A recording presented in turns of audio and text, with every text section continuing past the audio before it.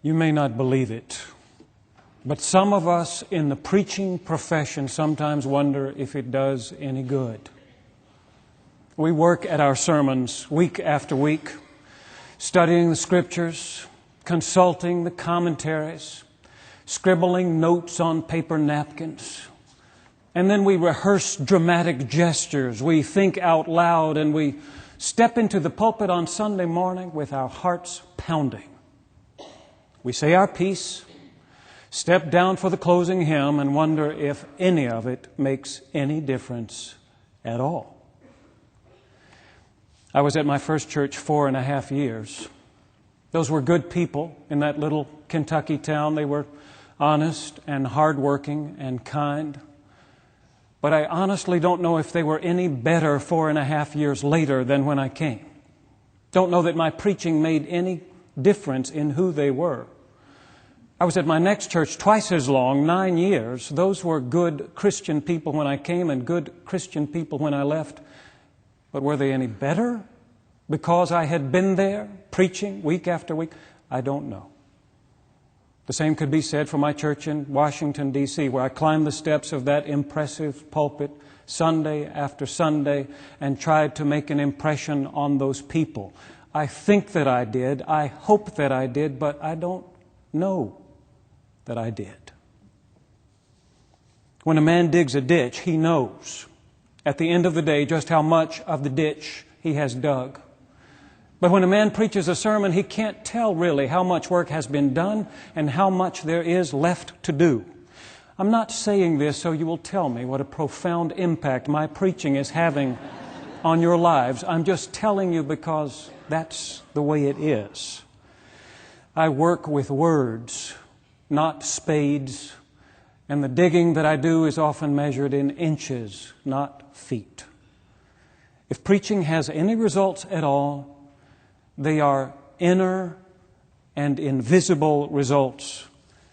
And that's why ministers are sometimes tempted to use their energies on the things that show. Got a call from a former seminary classmate once who told me that he was going into full-time evangelism. And I asked him why he had made that decision. He said, well, I was in Russia during that Billy Graham crusade. And while I was there, I got a chance to preach, not at the crusade, but at one of the churches in Russia. And people responded. They came forward by the hundreds. I understand the appeal of that kind of ministry. How satisfying it would be to say at the end of the week, 100 more sinners saved. Guess I can take the day off tomorrow. Ministers often get involved in building programs before they really need to, just so they can see some results from their labors, just so they can point back at the end of their tenure and say, well, at least we did that.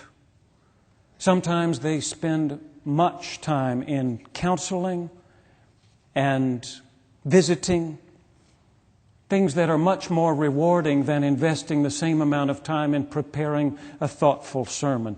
Preaching is like cooking, really.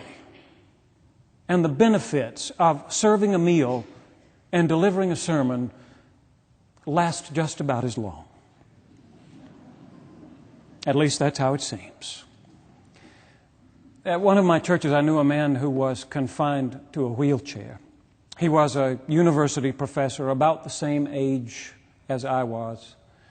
The interesting thing about his story is that he hadn't always been in a wheelchair. He told me how, when he was a teenager, he had played a game of basketball with his brother one afternoon and the next morning woke up unable to feel his legs. From that morning to this morning, he has not been able to walk. That kind of tragedy can make you bitter, or it can make you better. And in Greg's case, it made him better. He invested his energies in his studies, followed up a love for mathematics, eventually wrote a 600-page doctoral dissertation. After his father's death, Greg was a great comfort to his mother. And somehow in his care for her and her care for him, she was able to work through the worst of her grief. She told me once about him, "Greg is the best person I know." He is the best person a lot of people know. He is thoughtful and patient and funny and wise. He is loved by the people of that little town, by his students at the university, and by the members of his church family.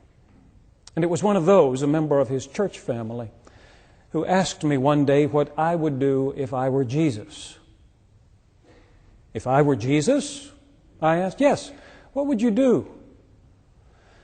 I guess I would try to do the same things Jesus did. I mean, would be hard to improve on that, wouldn't it? What about you? I said. What would you do? And he was quiet for a moment, thoughtful. And then he said, I would heal Greg.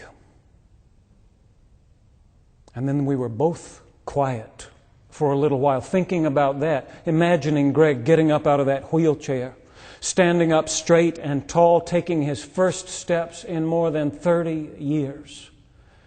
If my friend were Jesus, he would heal Greg.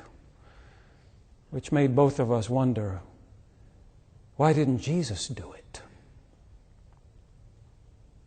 For the last few weeks, I've been talking to you about Jesus' first words in the Gospel of Mark. And some of those words, although Mark doesn't record them, were words of healing. He says that after Jesus cast out that unclean spirit in the synagogue, he came back to the home of Peter and Andrew, where he found Peter's mother-in-law lying in bed sick with a fever. Jesus took her by the hand and lifted her up, and immediately, Mark says, she began to wait on them. She was healed. News of that healing got out the door somehow and spread all over that little city, so that by the time the sun had set and the Sabbath was over, Jesus' work was cut out for him. Mark says the whole city was gathered around the door.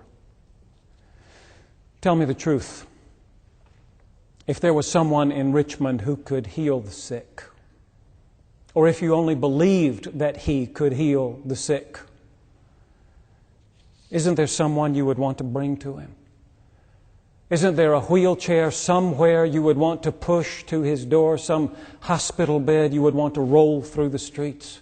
Or maybe you would want to bring yourself under your own power to ask him for the kind of healing that you alone know you need. Can you imagine standing before him, looking into his eyes as he asks, what do you need me to do for you, my daughter? What kind of healing do you need, my son? Whatever their reasons, everybody in the little town of Capernaum found some reason to show up outside that door on that evening in the hope that Jesus could heal. And he did heal. He worked late into the night, apparently, curing many who were sick with various diseases and casting out demons. He was a sensation, and the sensation created a crisis in his ministry. Mark tells us that Jesus was tempted by Satan in the wilderness, but he doesn't give us any details about that temptation. For that, we have to look to Matthew and Luke. There we learn that Satan tempted Jesus, first of all, by asking him to turn stones into bread. It would have been a good thing to do. There were a lot of stones out there in the wilderness. If anyone had the power to turn them into bread, he could have fed not only the nation, but the world. Behind Satan's suggestion that Jesus turned stones into bread to feed his own hunger was the subtle temptation that he turned stones into bread to feed the world's hunger. And that would have been a good thing, wouldn't it? Jesus labored over his answer before saying to Satan, man does not live by bread alone, but by every word that comes from the mouth of God. And in that answer was the recognition of the difference between things that are temporal and things that are eternal.